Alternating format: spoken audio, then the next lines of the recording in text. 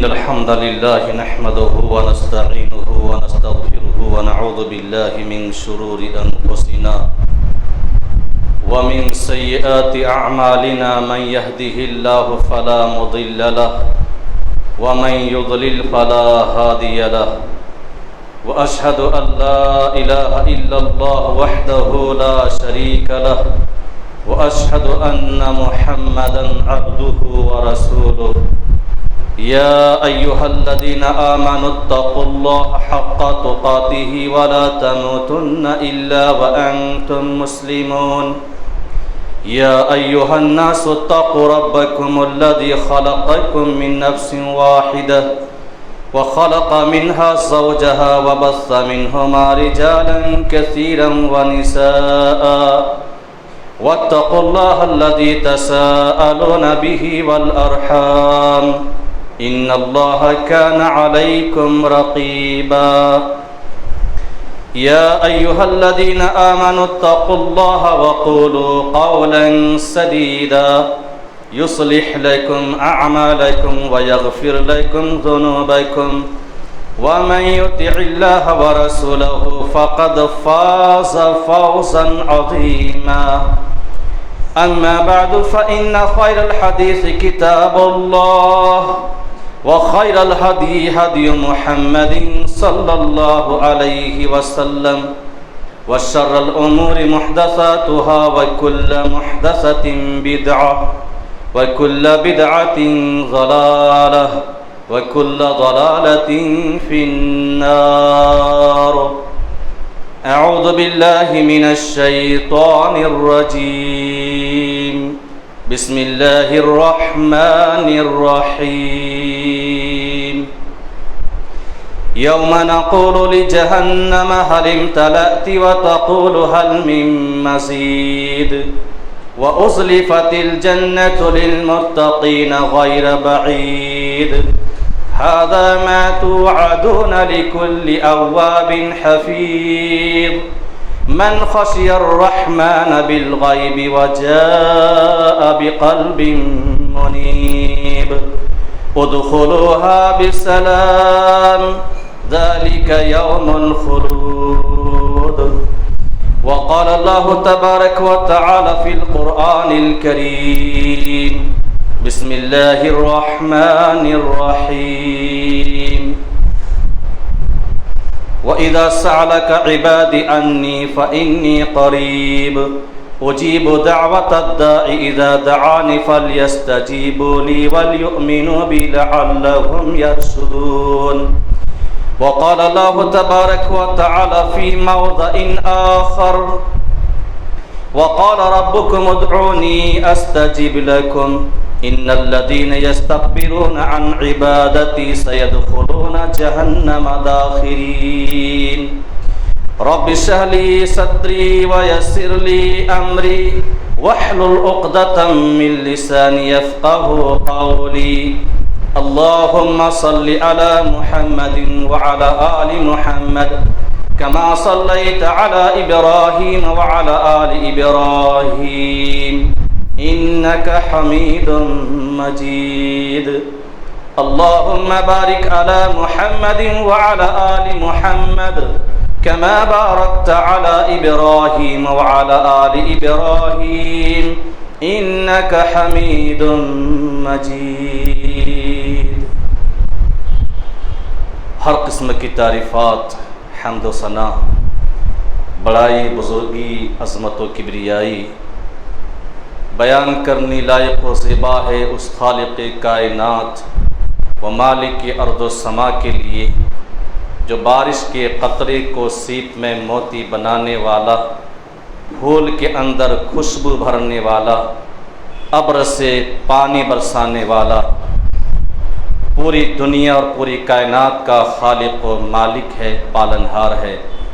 بعد ہو درود و سلام نازل ہو جناب محمد الرسول اللہ صلی اللہ علیہ وآلہ وسلم پر، جنہیں بھیج کر اللہ تبارک و تعالی نے امت اسلامیہ پر بڑا احسان فرمایا ہے، اور جنہوں نے گناہ گو مصائب و تکالیف کا سامنا کر کے، پریشانیوں کا سامنا کر کے دین اسلام کو دنیا کے گوشے گوشے اور چپے چپے میں پھیلایا ہے۔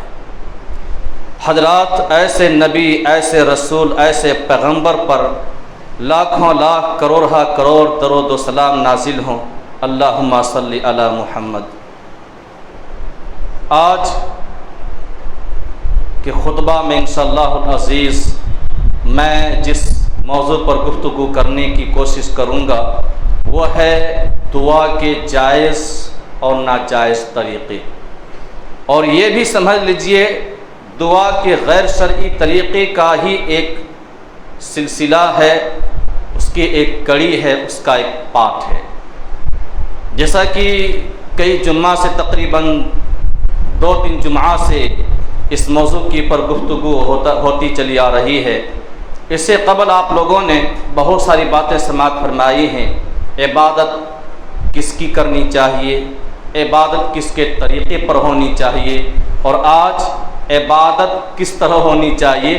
یہ ہے دعا کے غیر شرعی طریقے کے عناصر میں سے ایک عنصر، اور موضوع ہے دعا کے جائز اور ناجائز طریقے۔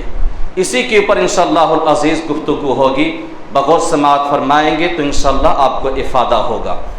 خطبہ مسنونہ کے بعد میں نے قرآن کریم سے تقریباً 2 جگہوں سے 2 آیات کریمہ کی تلاوت کی ہے، اور ان آیات کریمہ کی روشنی میں انشاءاللہ العزیز میں رفتہ رفتہ آپ کی رسائی تک باتیں پہنچانے کی کوشش کروں گا۔ دعا کیجیے اللہ تبارک و تعالیٰ سے کہ اللہ ہم سب کو کہنے سننے سے زیادہ عمل پیرا ہونے کی توفیق عطا فرما، آمین یا رب العالمین۔ حضرات، دعا اسلامی شرعیہ کے اندر بہت ہی اہم چیز ہے، دعا کرنا، پکارنا، اور دعا ایک عبادت ہے۔ عام طور پر لوگ دعا کو عبادت سمجھتے نہیں، حالانکہ دعا ایک عبادت ہے اور بہت ہی اہم ترین عبادت ہے۔ امام ترمذی رحمۃ اللہ علیہ نے حدیث نقل فرمایا ہے، نبی کریم صلی اللہ علیہ وسلم نے فرمایا الدعاء هو العبادہ، دعا عبادت ہے۔ کچھ لوگوں نے ترجمہ کیا کہ دعا ہی عبادت ہے، جس سے پتہ یہ چلا کہ دعا عبادت ہے، اور شریعت اسلامیہ کے اندر عبادت کے لیے اصول اور ضابطہ مقرر کیا ہے، طریقہ متعین کیا ہے، مقرر کیا ہے۔ ہم اور آپ ذرا دیکھیں، بغور بنظر غائر اگر دیکھیں تو ہمیں معلوم ہوگا کہ کوئی بھی عبادت اور کوئی بھی عمل ایسا نہیں ہے جس کے لیے اسلامی شرعیہ کے اندر طریقہ متعین نہ کیا گیا ہو، نہ بتلایا گیا ہو، اصول اور ضابطہ نہ بیان کیا گیا ہو۔ نماز ہی کو دیکھ لیجئے تو نماز پڑھنے کا طریقہ الحمدللہ بتا دیا گیا، روزہ رکھنے کا طریقہ بتا دیا گیا، زکوٰۃ دینے کا طریقہ بتا دیا گیا، حج کرنے کا طریقہ بتلا دیا گیا، عمرہ کرنے کا طریقہ بتلا دیا گیا، حتیٰ کہ ہر سال مسلمان بڑے ہی چابک دستی کے ساتھ، شوق و ذوق و رغبت کے ساتھ جو قربانیاں اللہ تبارک و تعالیٰ کے حضور پیش کرتے ہیں نا، اس قربانی کا بھی طریقہ اللہ تبارک و تعالیٰ نے بتلا دیا، شریعت اسلامیہ نے بتلا دیا۔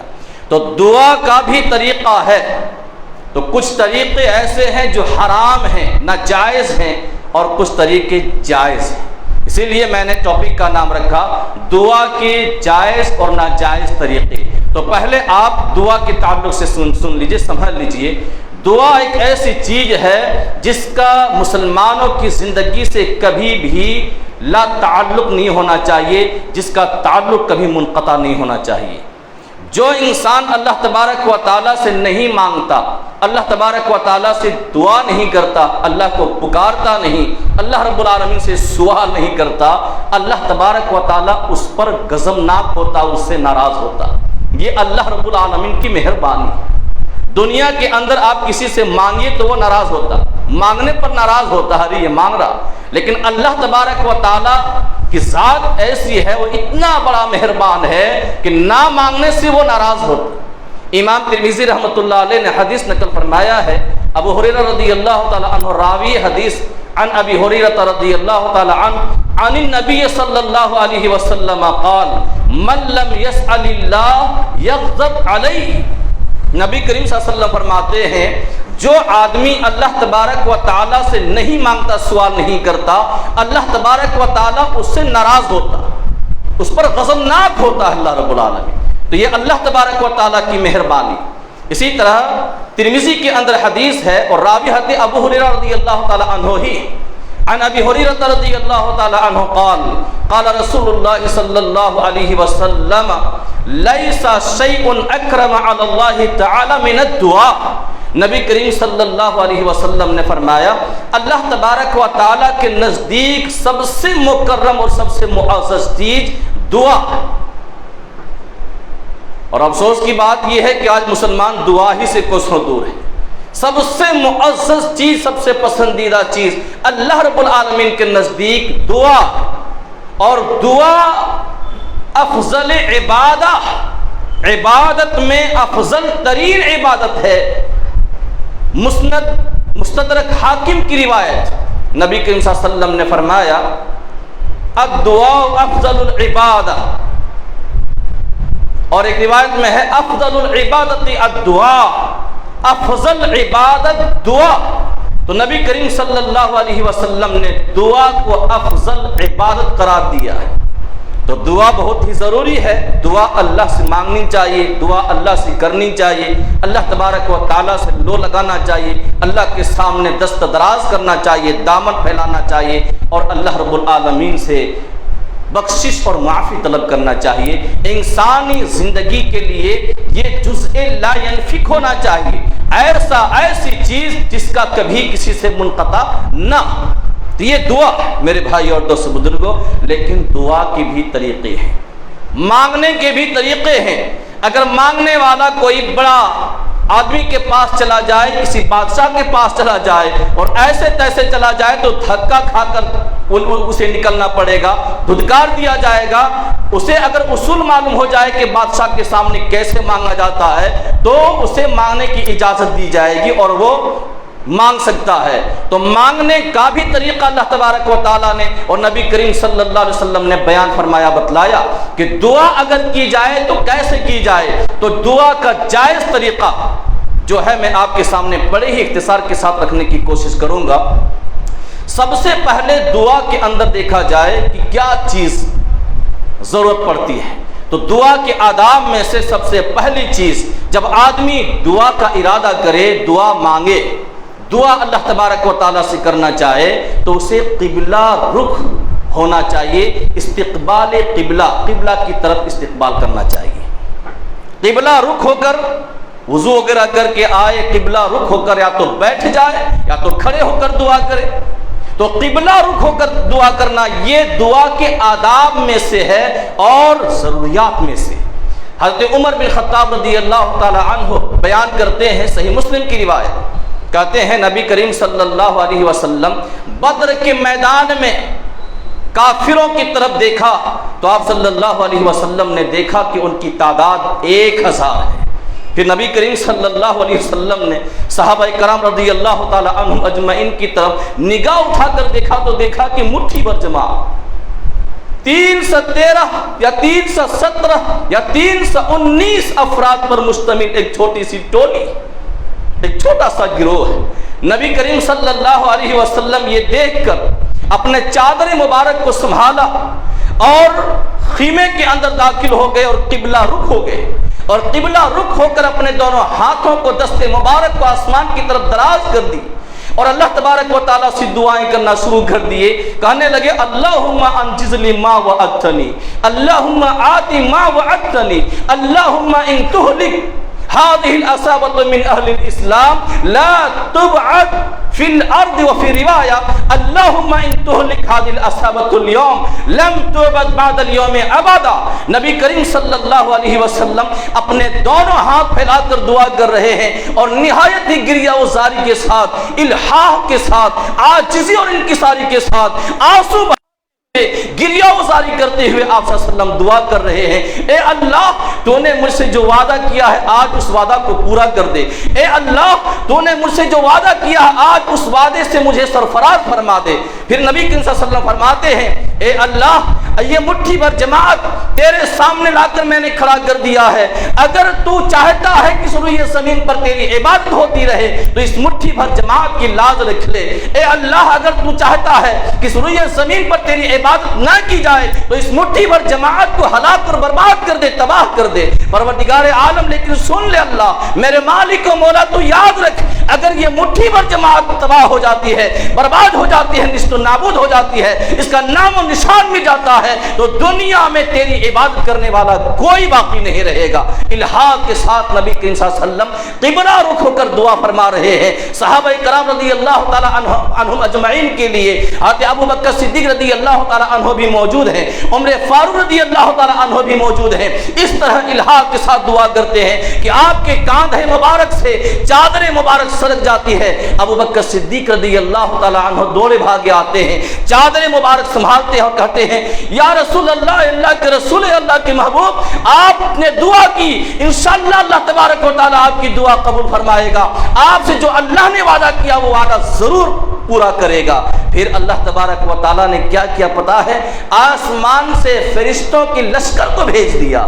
تو نبی کریم صلی اللہ علیہ وسلم نے قبلہ رخ ہو کر دعا کی۔ تو دعا کے آداب میں سے یہ ہے کہ آدمی جب دعا کرے تو قبلہ رخ کھڑے ہو کر یا بیٹھ کر دعا کرے۔ دوسری چیز جو دعا کے آداب میں سے ہے وہ یہ کہ آدمی جب دعا کرے تو اپنے ہاتھ کو بلند کر اٹھائے۔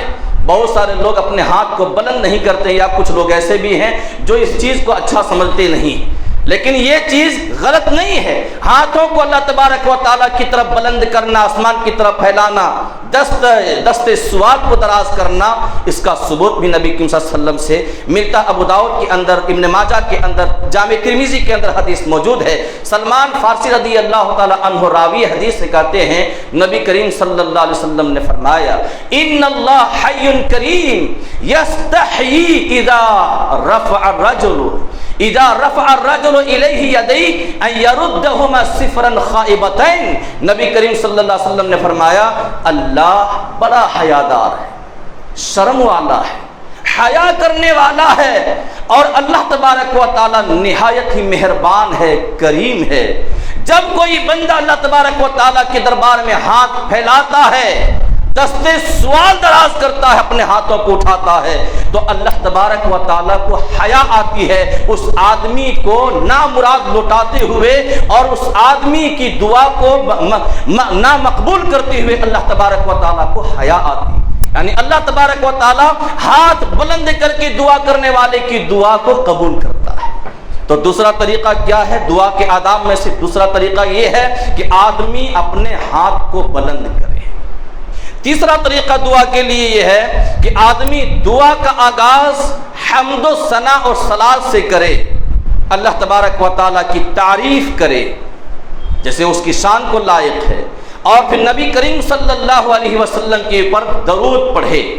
امام ترمذی رحمۃ اللہ علیہ نے حدیث نقل فرمایا، کہتے ہیں ان فضالۃ بن عبید رضی اللہ تعالی عنہ قال بین رسول اللہ صلی اللہ علیہ وسلم قائدا اذ دخل رجل فصلى ثم قال اللهم اغفر لي وارحمني قال رسول الله صلى الله عليه وسلم اجلت ايها المصلي اذا صليت وقعدت۔ نبی کریم صلی اللہ علیہ وسلم فرماتے ہیں، فضالہ بن عبید رضی اللہ تعالیٰ عنہ کہتے ہیں کہ نبی کریم صلی اللہ علیہ وسلم بیٹھے ہوئے تھے، تشریف فرما ہے، ایک آدمی آتا اور نماز پڑھنا شروع کر دیتا، نماز پڑھنے لگتا، نماز پڑھنے کے بعد اب وہ دعائیں کرنے لگا، لیکن اللہ کی حمد و ثنا نہیں کیا، نبی کریم صلی اللہ علیہ وسلم کے اوپر درود نہیں پڑھا۔ نبی کریم صلی اللہ علیہ وسلم نے دیکھا تو کہا اجلت ایھا المصلی، اے نمازی، اے مصلی، تو نے جلد بازی کی، دیکھ جب تو نماز ادا کرے اور نماز پڑھ کر بیٹھ جائے، فاحمد اللہ بما هو اہلہ وصلی علی ثم ادعوہ۔ ترمذی کے اندر حدیث موجود ہے، نبی کریم صلی اللہ علیہ وسلم فرماتے ہیں کہ جب تو دعا کرنے لگے تو سب سے پہلے دعا میں اللہ کی تعریف بیان کرنا، حمد و ثنا کرنا، اور میرے اوپر درود بھیجنا، اس کے بعد تو دعا کرنا۔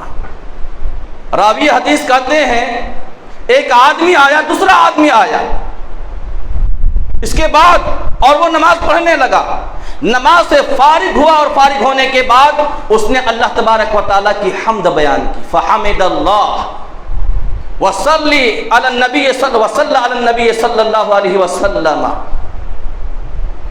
اللہ رب العالمین کی تعریف بیان کی اور نبی کریم صلی اللہ علیہ وسلم کے اوپر درود بھیجا۔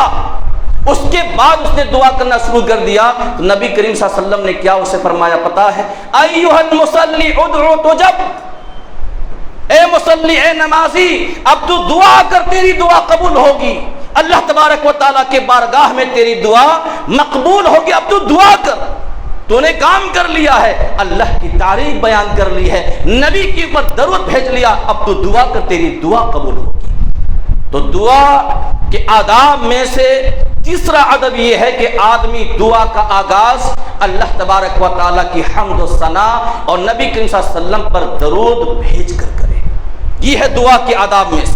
بہت سارے لوگ آتے ہیں، ہاتھ اٹھا دیتے ہیں اور پھر دعائیں مانگنا شروع کر دیتے ہیں، یہ دعا صحیح نہیں ہے، دعا کے آداب کے خلاف ہے۔ تو یہ دعا کے آداب میں سے ہے، اور دعا کے آداب میں سے ایک ادب یہ بھی ہے کہ آدمی کے اندر عاجزی ہو، انکساری ہو، استکانہ، آدمی اپنے آپ کو بالکل لوز کر دے، لوزر بنا دے، بالکل پست کر دے، بالکل عاجز بنا دے، کریا زاری کرے، اللہ تبارک و تعالیٰ کے سامنے اپنے آپ کو پیش کر دے، بالکل حقیر بنا کر، ذلیل اور کمتر بنا کر، اور اس طرح آدمی اللہ تبارک و تعالیٰ سے دعا کرے تو اللہ تبارک و تعالیٰ ایسے بندے کی دعا کو قبول فرماتا ہے۔ اللہ رب العالمین نے فرمایا قرآن کریم کے اندر، ادعوا ربکم تضرعا وخفیا انہ لا یحب المعتدین، تم اپنے پروردگار کو عاجزی و انکساری کے ساتھ پکارو اور خفیہ طور پر پکارو، چپکے چپکے پکارو۔ اللہ تبارک و تعالیٰ اعتداء کو پسند نہیں کرتا، حد سے تجاوز کرنے والے کو پسند نہیں کرتا۔ آج ہم آپ دیکھتے ہیں اور آپ نے بھی دیکھا ہوگا، مشاہدہ کیا ہوگا، بہت سارے لوگ ایسے ہوتے ہیں جو دکھانے کے لیے زور زور سے دعائیں کرنا شروع کر دیتے ہیں۔ بہت سارے لوگ ایسے ہوتے ہیں، دعائیں کر رہے ہیں، روتے جا رہے ہیں، روتے جا رہے ہیں، گڑ گڑا رہے ہیں۔ یہ نہیں ہونا چاہیے، ریاکاری نہیں ہونی چاہیے، عاجزی انکساری ہونی چاہیے، گریہ ازاری ہونی چاہیے، استقامت ہونی چاہیے۔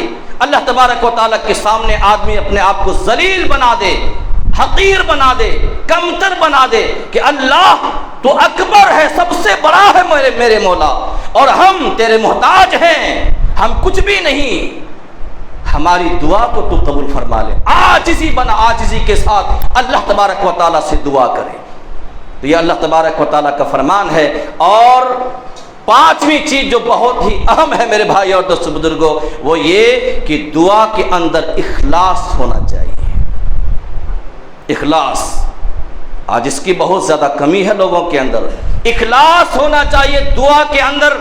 آدمی اگر دعا کرے اللہ تبارک و تعالیٰ سے تو خالص اللہ ہی سے دعا مانگے، اگر اللہ کو پکارے تو خالص اللہ ہی کو پکارے، کسی اور کو اللہ کے ساتھ شامل نہ کرے، شریک نہ کرے، کسی اور کو نہ پکارے، اور نہ ہی کسی اور کو ذریعہ اور وسیلہ بنائے، خالص اللہ تبارک و تعالیٰ کو پکارے۔ تو اخلاص بہت ہی ضروری ہے۔ اللہ تبارک و تعالیٰ نے قرآن کریم کے اندر سورہ غافر سورہ نمبر 40 آیت نمبر 14 کے اندر فرمایا، فَادْعُوا اللَّهَ مُخْلِصِينَ لَهُ الدِّينَ وَلَوْ كَرِهَ الْكَافِرُونَ، آپ اللہ تبارک و تعالیٰ کو پکاریں، اس کے دین کو اس کے لیے خالص کرتے ہوئے، چاہے کفار کیوں نہ پیچ و تاب کھائیں، کیوں نہ مکروہ اور ناپسند کریں۔ آپ کو یہ دیکھنے کی ضرورت نہیں ہے، آپ اللہ کو خالص کرتے ہوئے، اس کے دین کو اسی کے لیے خالص کرتے ہوئے اللہ تبارک و تعالیٰ کو پکاریں۔ تو اللہ تبارک و تعالیٰ کو پکارنے میں، اللہ رب العالمین سے مانگنے میں، اللہ تبارک و تعالیٰ سے سوال کرنے میں انسان کے اندر اخلاص ہونا چاہیے۔ انسان مانگے تو صرف اللہ سے مانگے، انسان سوال کرے تو صرف اللہ سے سوال کرے، انسان اگر پکارے تو صرف اللہ تبارک و تعالیٰ کو پکارے، بیچ میں کسی کو نہ لائے، یعنی ورنہ یہیں سے گڑبڑی شروع ہو جائے گی۔ یہ بیچ میں جو لے آتے ہیں نا، یہیں سے گڑبڑی شروع ہو جاتی۔ تو دعا کے اندر اخلاص بہت ہی ضروری ہے، اور ایک اور چیز بہت ہی ضروری ہے، وہ یہ کہ دعا ڈائریکٹ ہونی چاہیے، انڈائریکٹ نہیں، بالکل ڈائریکٹ براہ راست اللہ تبارک و تعالیٰ سے دعا ہونی چاہیے، بالواسطہ نہیں، کسی کے ذریعے، کسی کے واسطے، کسی کے توفیل، کسی کے صدقے، یہ سب نہیں ہونا چاہیے، بالکل براہ راست اللہ تبارک و تعالیٰ کو پکارا جائے۔ قرآن کریم آپ پڑھیں گے تو آپ کو معلوم ہوگا، سورہ بقرہ کے اندر اللہ تبارک و تعالیٰ نے فرمایا 186 نمبر کی آیت میں اللہ رب العالمین نے فرمایا اذا سألك عبادی عنی فإنی قریب اجیب دعوت الداعی اذا دعانی فلیستجیبوا لی وليؤمنوا بی لعلهم یرشدون۔ اللہ رب العالمین نے فرمایا اے میرے محبوب، اگر لوگ آپ سے میرے متعلق سوال کریں، پوچھیں، تو آپ کہہ دیجئے فإنی قریب، میں بہت ہی قریب ہوں۔ غور کیجیے گا، میں بہت ہی قریب ہوں۔ اجیب دعوت الداعی اذا دعان، میں پکارنے والے کی پکار کو قبول کرتا ہوں جب کوئی مجھے پکارتا ہے۔ جملے کے اوپر غور کیجیے، ترجمے پر غور کیجیے، پکارنے والے کی پکار کو قبول کرتا ہوں جب کوئی مجھے پکارتا ہے۔ تو جب آدمی اللہ تبارک و تعالیٰ کو براہ راست پکارتا ہے نا، تو اللہ تبارک و تعالیٰ اس پکارنے والے کی پکار کو قبول کرتا ہے۔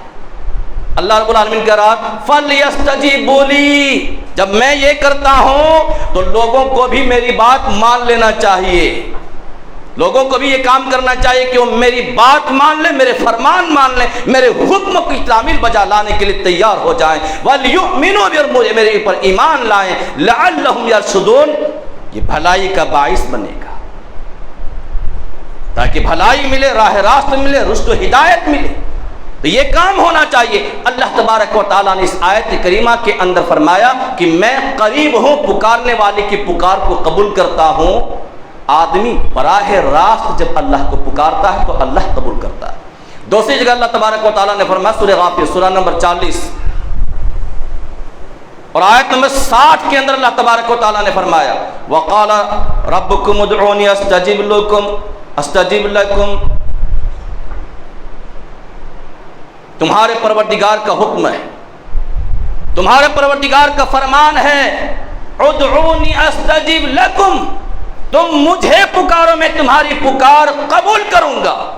دیکھ رہے ہیں اللہ رب العالمین فرما رہا تم مجھے پکارو میں تمہاری پکار کو قبول کروں گا، یعنی ڈائریکٹ مجھے پکارو۔ ان الذین یستکبرون عن عبادتی سیدخلون جہنم داخرین، جو لوگ میری عبادت سے روگردانی کرتے ہیں، استکبار کرتے ہیں، تکبر کرتے ہیں، ایسے لوگ قیامت کے دن ذلیل و خوار ہو کر جہنم رسید ہونے والے ہیں، جہنم رسید ہوں گے۔ اللہ کی عبادت سے تکبر کرنے والا مجرم ہے، قصوروار ہے، ظالم ہے اور جہنمی ہے، اور ایسے وہ جہنم کے اندر داخل نہیں ہوگا بلکہ ذلیل ہوگا، خوار ہوگا، رسوا ہوگا اور ذلیل و خوار ہو کر جہنم میں جائے گا۔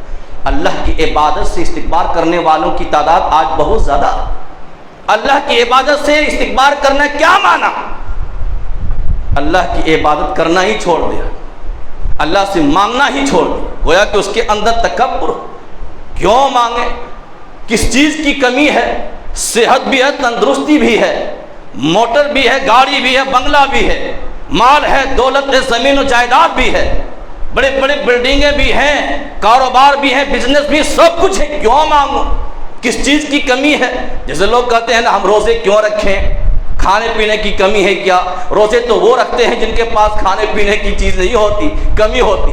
اب کریں گے کیا؟ بیچارے بھوکے نہیں رہیں گے تو تپسیا نہیں کریں گے تو کیا کریں گے؟ تو روزے تو وہ رکھتے ہیں جن کے پاس کھانے پینے کی چیز، ہم کیوں رکھیں روزے؟ ہمارے پاس تو سب کچھ ہے۔ تو کہتے ہیں کہ ہم دعا کیوں کریں، مانگیں کیوں؟ ہمارے پاس تو سب کچھ، یہ استکبار ہے اللہ تبارک و تعالیٰ کی عبادت سے، یہ غرور ہے، تکبر ہے میرے بھائی اور دوست بزرگوں، اور اللہ تبارک و تعالیٰ ایسے متکبرین کو پسند نہیں کرتا۔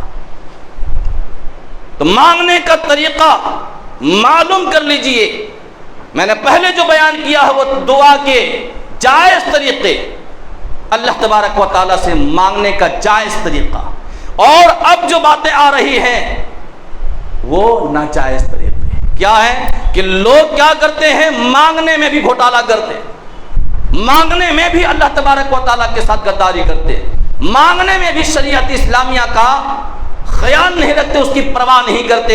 یہاں بھی لوگ گڑبڑی کرتے ہیں، مانگنے میں بھی گڑبڑی کرتے ہیں۔ کیا کرتے ہیں کہ لوگ بیچ میں کسی کو لے آتے ہیں، کسی بزرگ کو لا کر کھڑا کر دیے، کسی نبی کو لا کر کھڑا کر دیے، کسی دیوی دیوتا کو لا کر کھڑا کر دیے، کسی پہنچی ہوئی ہستی کو لا کر کھڑا کر دیے، کسی پیر، کسی قطب اور ابدال کو کھڑا کر دیے، کسی ولی اللہ کو لا کر کھڑا کر دیے، اور پھر مانگنا شروع کر دیے۔ مانگ رہا ہے اور پھر آخر میں کیا کہتا ہے؟ ہاں فلاں بابا کے توسل سے، فلاں بابا کے وسیلے میں ہماری دعا قبول ہو۔ گڑبڑ، یہ غلط طریقہ ہے، دعا کا ناجائز طریقہ ہے۔ قرآن کریم کی وہ ساری آیات جو میں نے ابھی آپ کو سنائی ہے، ان تمام آیات سے 3 باتیں معلوم ہوتی ہیں۔ ان میں سے پہلی بات یہ کہ اللہ تبارک و تعالیٰ اپنے بندے سے دور نہیں ہے۔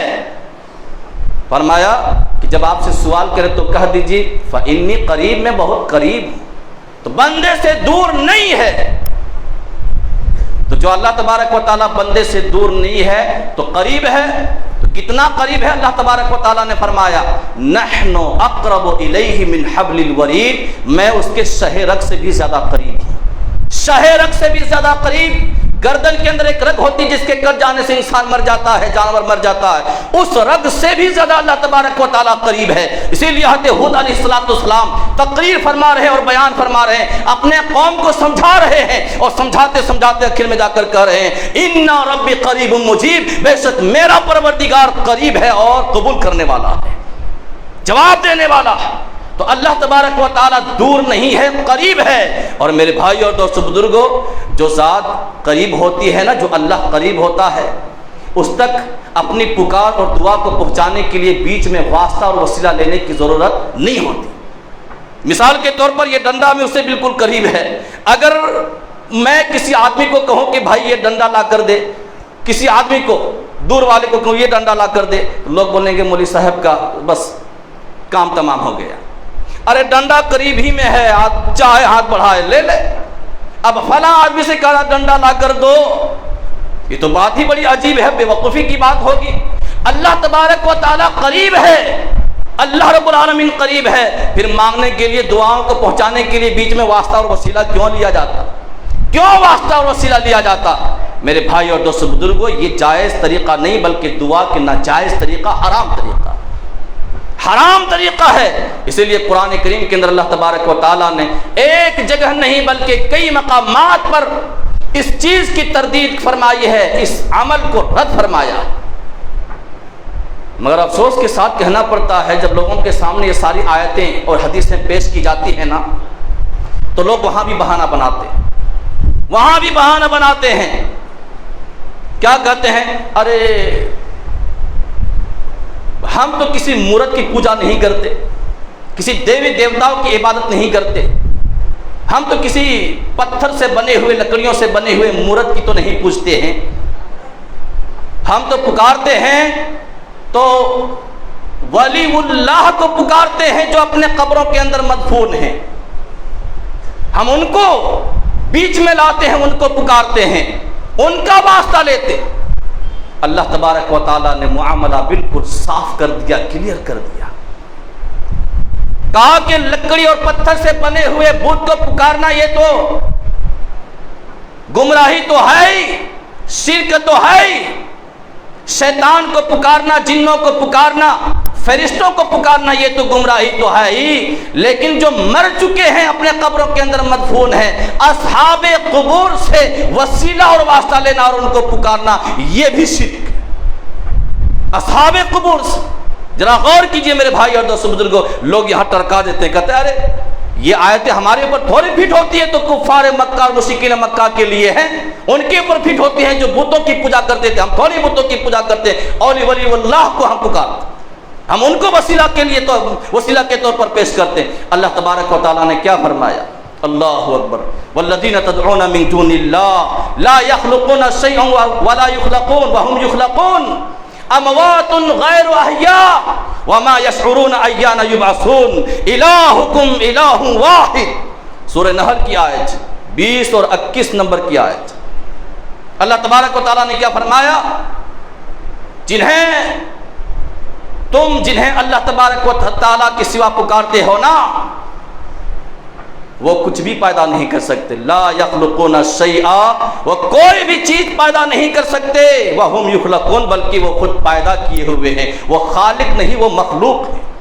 اموات، وہ مردہ ہیں، غیر احیاء، زندہ نہیں ہیں۔ وما یشعرون ایان یبعثون، اور کب زندہ ہو کر اٹھائے جائیں گے انہیں اس کا بھی شعور نہیں ہے، اس کا بھی شعور نہیں ہے۔ کب دوبارہ زندہ ہو کر اٹھائے جائیں گے اس کا بھی انہیں شعور نہیں۔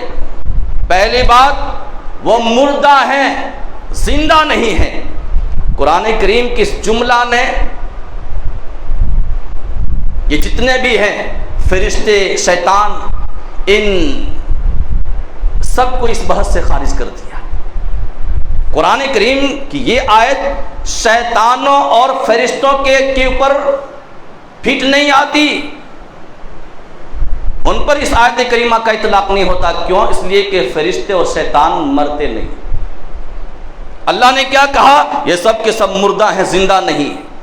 اور دوسرے حصے سے وما یشعرون ایان یبعثون، کہ دوبارہ زندہ ہو کر اٹھائے جائیں گے اس کا شعور انہیں نہیں ہے۔ اس آیت کریمہ کو لا کر اللہ تبارک و تعالیٰ نے پتھر سے بنے ہوئے مورتیوں اور لکڑی اور مٹی سے بنے ہوئے مورتیوں، تمثیلوں اور دیوی دیوتاؤں کو بھی رد کر دیا، اسے خارج کر دیا اس بحث سے کہ یہ بھی اس سے مراد نہیں ہے، یہ بھی اس سے مراد نہیں۔ کیوں؟ اس لیے کہ ان سب کو تو دوبارہ زندہ کر کے اٹھائے جانے کا تو سوال ہی پیدا نہیں ہوتا۔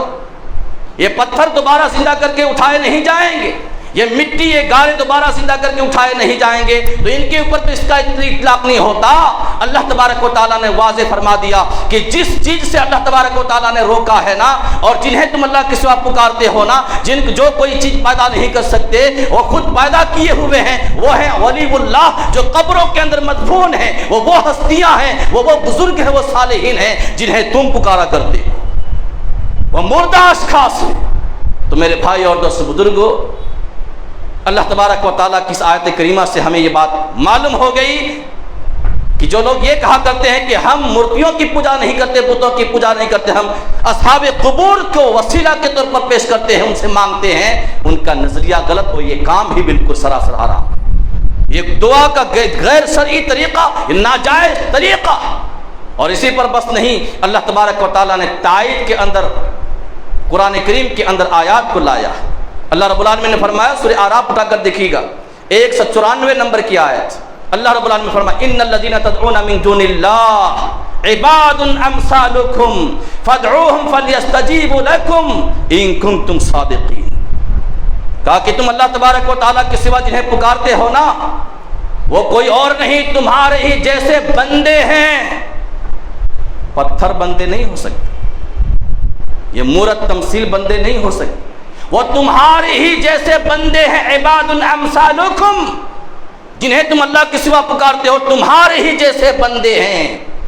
تم پکار کر دیکھو، پکارو تم انہیں، فلیستجیبوا لی، فلیستجیبوا، تمہاری پکار کو وہ سننے جواب دے دیں، ان کنتم صادقین، اگر تم سچے ہو تم پکارو۔ اللہ رب العالمین فرما رہا ہے کہ تم جنہیں پکارتے ہو نا اللہ کے سوا، وہ سب کے سب بندے ہیں۔ تو یہ کون بندے تھے؟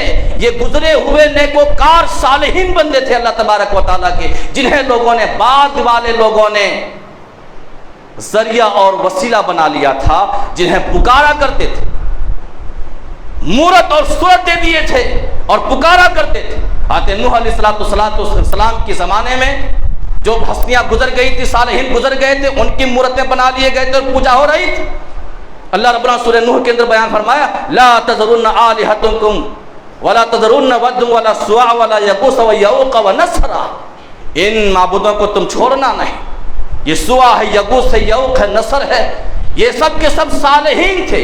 لات، عزیٰ، منات، یہ سب کے سب صالحین تھے، نبی کریم صلی اللہ علیہ وسلم کے دور میں گزرے ہوئے بزرگ تھے۔ ان کو پکارنے سے اللہ تبارک و تعالیٰ نے منع فرمایا ہے۔ آج کے لوگ کہتے ہیں کہ ہم मूर्तियों को थोड़ी पुकारते हैं, बुतों की थोड़ी पूजा करते हैं, हम तो वलीउल्लाह को पुकारते हैं। तो वलीउल्लाह को जो गुजर चुके हैं, मर चुके हैं, उनको पुकारना भी शिर्क है। तो लोग वसीला लेते हैं, जबकि अल्लाह तबारक व तआला ने साफ अंदाज में वसीला से मना फरमा दिया। लोग कहते हैं कि कहाँ मना फरमाया, हमें आयत दिखाइए। जो सारी की सारी आयत मौजूद है। कुफार मक्का का यही आलम था मेरे भाई और दोस्तों बुजुर्गों, उनका यही हाल था। वो लोग यही कहा करते थे, वल्लज़ीना इत्तख़ज़ू मिन दूनिही औलिया मा नअबुदुहुम इल्ला लियुक़र्रिबूना इलल्लाहि ज़ुल्फ़ा। सूरह ज़ुमर की 3 नंबर की आयत। उनका यही कहना था। अल्लाह तबारक व तआला के अलावा उन्होंने दूसरों को अपना हिमायती बनाया हुआ था, कार साथ बना लिया था, दोस्त बना लिया था, वलीउल्लाह बना लिया था। जब उनसे कहा जाता था क्या कर रहे हैं, तो वो लोग अपने मकसद को बयान करते थे, कहते थे मा नअबुदुहुम इल्ला लियुक़र्रिबूना इलल्लाहि ज़ुल्फ़ा। हम इन्हें इसलिए पूजते हैं, इनकी इबादत करते हैं ताकि ये हमें अल्लाह से करीब कर देंगे। आज भी जाकर पूछिए तो यही जवाब मिलेगा। हम इन्हें इसलिए बीच में लाते हैं, इनके वसीले से दुआ करते हैं कि हमारी दुआ में असर नहीं, हम तो गंदे लोग, हमारी जुबान गंदी, हमारी दुआ अल्लाह तक कहाँ पहुँचेगी। ये हस्तियाँ हमारी दुआ को अल्लाह तक पहुँचाएंगी, हमें ये हस्तियाँ, ये लोग हमें अल्लाह के करीब कर देंगे। कुफार मक्का का यही कहना था, मुशरिकीन मक्का का यही कहना था। मेरे भाई और दोस्तों बुजुर्गों, वो लोग सिफारिशी बनाया करते थे।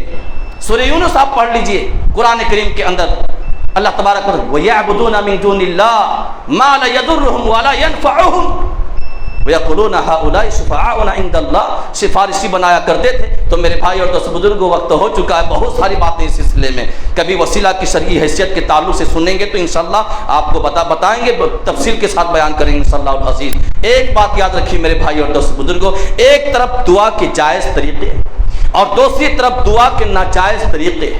दुआ के जायज़ तरीक़े को इख्तियार करेंगे तो अल्लाह तबारक व तआला की हमारी दुआ कबूल होगी, अल्लाह के बारगाह में दुआ मकबूल होगी। और नाजायज़ तरीक़े, हराम तरीक़े के मुताबिक अगर दुआ करेंगे तो ज़िंदगी भर दुआ करते रह जाइए, दुआ काबिल कबूल नहीं होगी।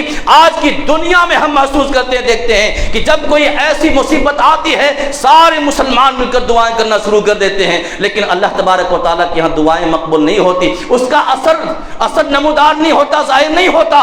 क्यों? इसलिए कि वहां खोट होता। बहुत सारे मुसलमान दुआ को गैर शरई तरीके पर दुआ करते हैं, इसलिए दुआएं काम नहीं करती, असर नहीं दिखाती हैं।